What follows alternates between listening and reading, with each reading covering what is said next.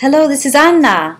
Welcome to Quick Healthy Italian. Now today I'm going to make Cottoletta di pollo alla Milanese. What that is, it's a Milano style chicken cutlet. What I'm going to do is I'm going to pound it really thin, and then I'm going to dip it in an egg batter. After that, I'm going to put it into some seasoned breadcrumbs and then into the frying pan. Real briefly, cook it on both sides. You're going to love this recipe. This recipe is from Milano in northern Italy, and it's a winner. Okay, let's get started. So I have some wax paper here that I've lined this cutting board with, and I'm just going to take some chicken, and these are little chicken cutlets. These are little, actually chicken, they call these chicken tenderloins. See, and look how small they are. You see, we're going to start off with something this size. And then we're going to put wax paper over the top.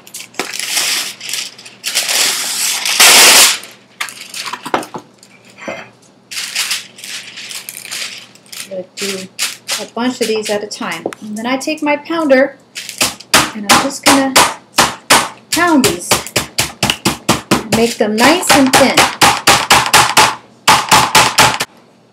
You see that? That's what you want. You want to pound them nice and thin. And when you do that, they become twice their size. Okay. So, I'm going to take the wax paper off and I'm going to let you see. You see how nice and thin they are? Oopsie. See that? They're like twice the size of what they used to be. Okay, so I'm just going to set these aside.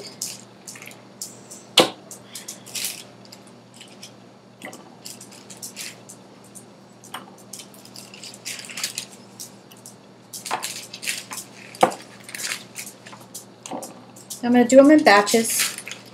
So I have a little more chicken here. You could do this with turkey if you wanted to. Some people make it with veal. I really like to make it with chicken. These chicken cutlets are delicious. Okay, so you want to put the paper back down with the wet side down, so you're pounding on the dry side again. And you're just going to pound these up.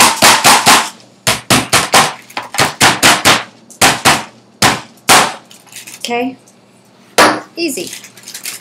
There's no bone in these, so it's just a couple little wax, and they flatten out nice and pretty. And there they are. So we're going to put, oops, I missed one. That little guy tried to get away from me. He didn't want to get a beating. Sorry, little guy. But we're going to flatten you out. There. Okay, and now we're going to go to the next step. Now we're going to salt it.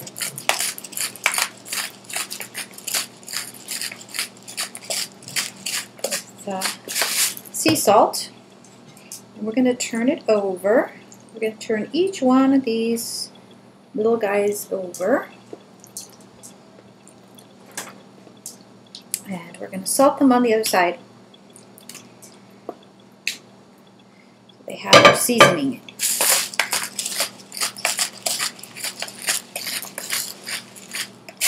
Okay. Great. Okay, next, I'm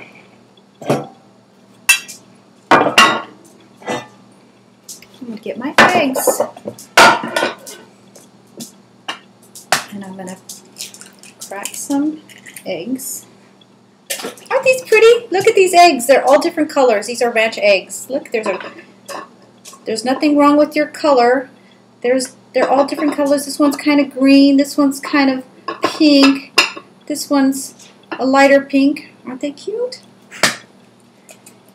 These are fresh, organic ranch eggs.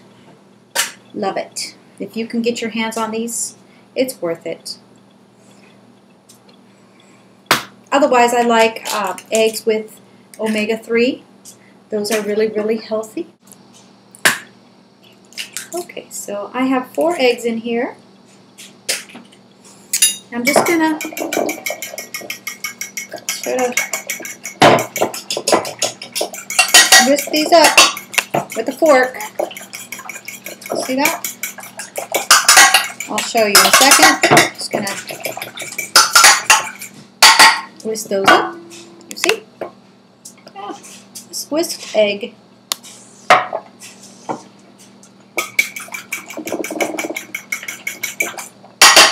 Okay. So, and then on this side, I'm going to put some breadcrumbs.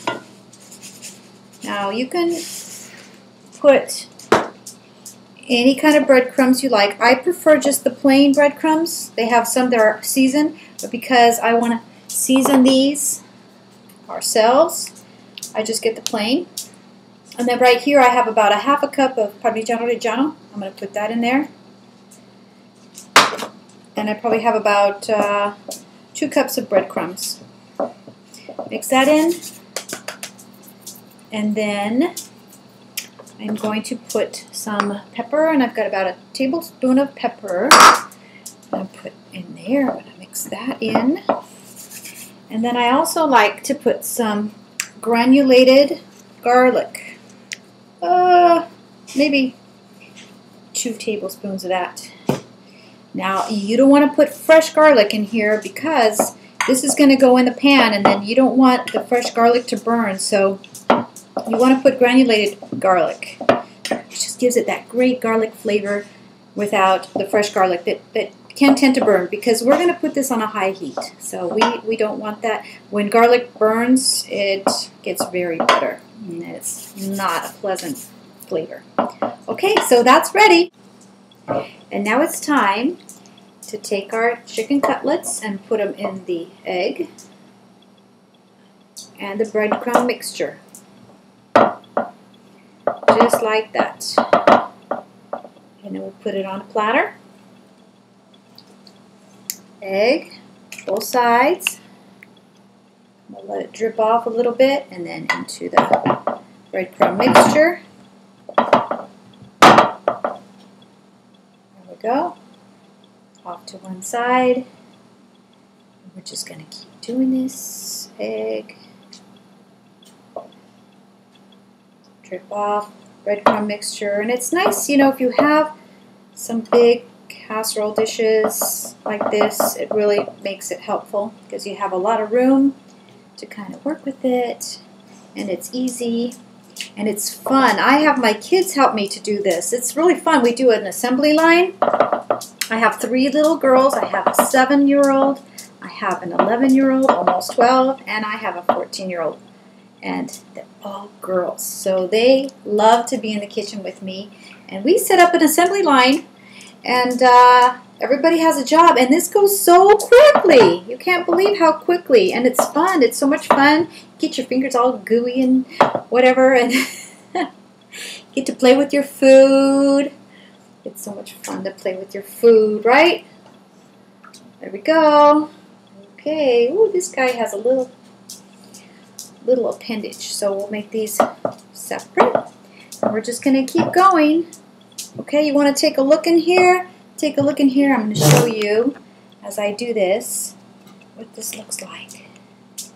Okay, watch this.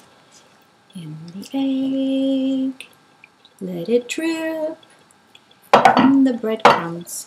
Pat it. Oh, and then from there on to our platter. Okay? All right, I'll see you in a little bit.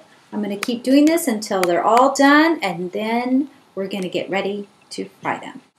Okay, now I'm going to show you how to finish this dish. So what I'm going to do is I'm going to take about 2 tablespoons of butter. I'm going to cut it into cubes.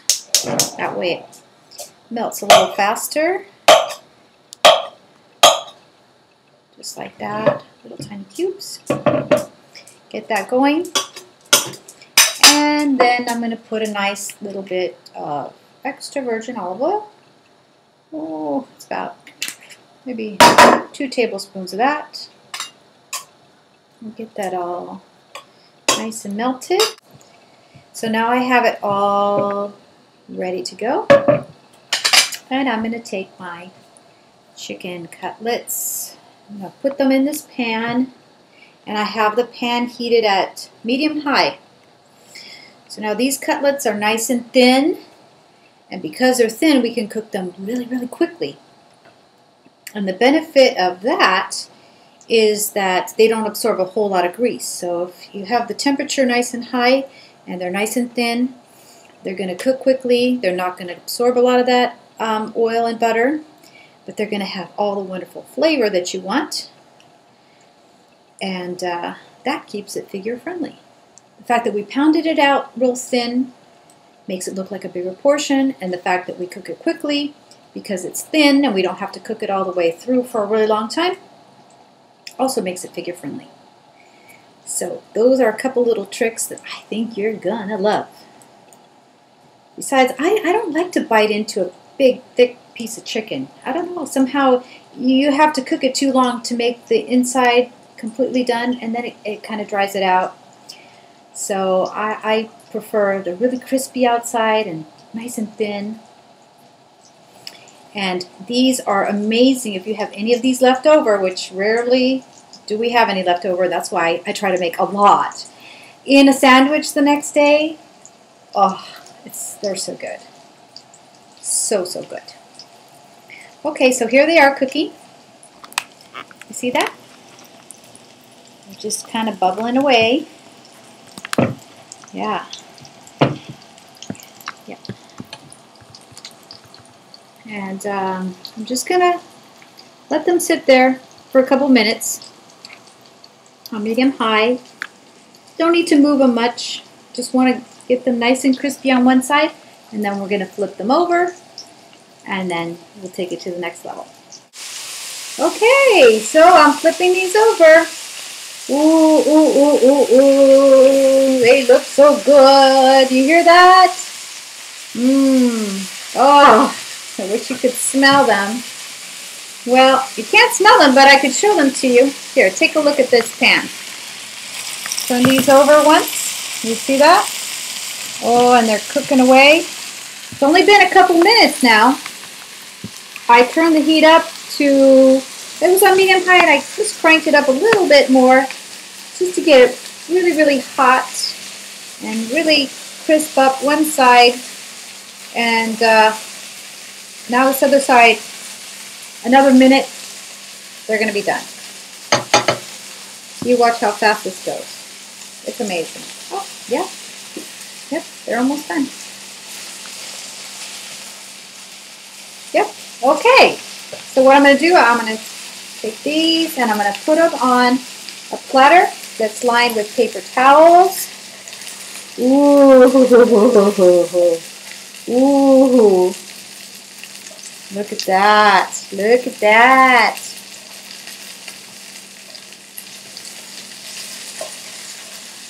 There we go. Oh, Cottoletta di pollo. Fantastico. I love this. It's so easy. It's so easy. Anybody can do this. You don't have to be talented. Anybody can do this. Can't mess this up. It's so good too. It is so delicious. Okay, so there these guys are. See? Well, they're all nice and brown and crispy. And I'm going to keep going because I have more cotoletta here. So let me finish doing this, and then we're going to finish it off, and it's going to be wonderful. Ooh!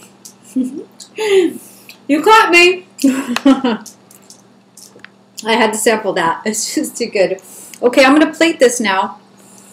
So here it is. It's been draining on paper towels, which any little bit of oil that's not necessary is going to drain into the paper towels.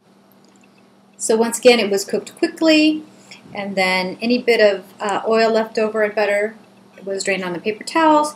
And so this is a crispy, crunchy, delicious, juicy, amazing dish that you will love and you will have no problem making. And I think it's maybe one of your favorites. I know it's one of mine. My family loves this. And it's like, you know, comfort food. So, but once again, comfort food without the guilt. Okay, so now I'm plating this. And I'm going to make it beautiful for the table because I'm serving this to my family tonight. And there this is. Okay, and then I'm going to serve it on my platter with lemon wedges. Just like that. You see? So simple. Okay, there you have it. Cotoletta di pollo alla milanese. Okay, now I have to try this. Let me see. Ooh, I'm going to take this piece right here. And I'm going to drizzle some lemon juice on top. And I'm going to taste this. And you don't even have to use a knife. You cut this with a fork.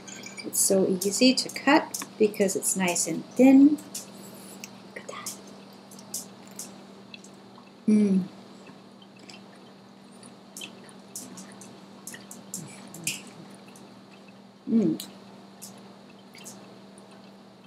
That is so good.